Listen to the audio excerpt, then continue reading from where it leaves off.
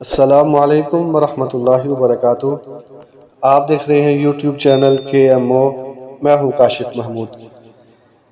دوستو، آج میں آپ کے سامنے ایک بہت ہی خوبصورت واقعہ سنانے کی سعادت حاصل کرتا ہوں کہ حضرت خواجہ حسن بصری رحمۃ اللہ تعالی علیہ آپ بصرہ کے اندر تشریف لے گئے، اور کون حضرت خواجہ حسن بصری کہ جن کا شمار خیر التابعین میں ہوتا ہے، اور آپ کے استاد جلیل القدر صحابی حضرت سیدنا انس بن مالک رضی اللہ تعالیٰ عنہ ہیں۔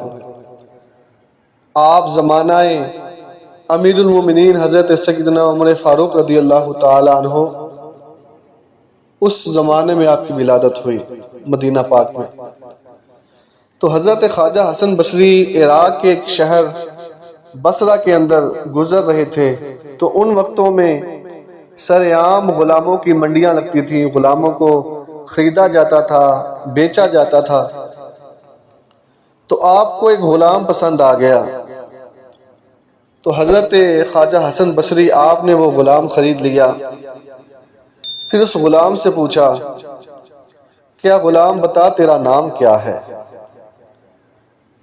تو اس نے کہا، حضور غلاموں کا بھی کوئی نام ہوتا ہے، آپ مالک ہیں، جس نام سے چاہے مجھے پکار لیں۔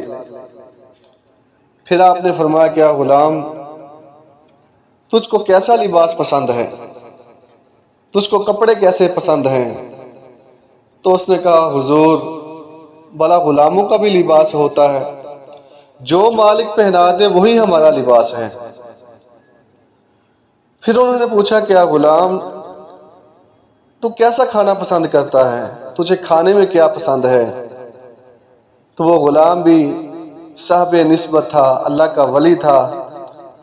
اس نے عرض کیا، حضور بڑا غلاموں کو بھی کوئی چوائس ہوتی ہے، غلاموں کا کوئی کھانا نہیں ہوتا، جو مالک کھلا دے وہی ہمارا کھانا ہوتا ہے۔ جب اتنی باتیں سنی تو حضرت خواجہ حسن بصری رحمۃ اللہ تعالی علیہ آپ بے ہوش ہو کر گر پڑے۔ جب ہوش میں آئے تو آپ نے فرمایا، کیا غلام جا میں تجھے اللہ کی خاطر آزاد کرتا ہوں، جا میں تجھے آزادی کا پروانہ دیتا ہوں۔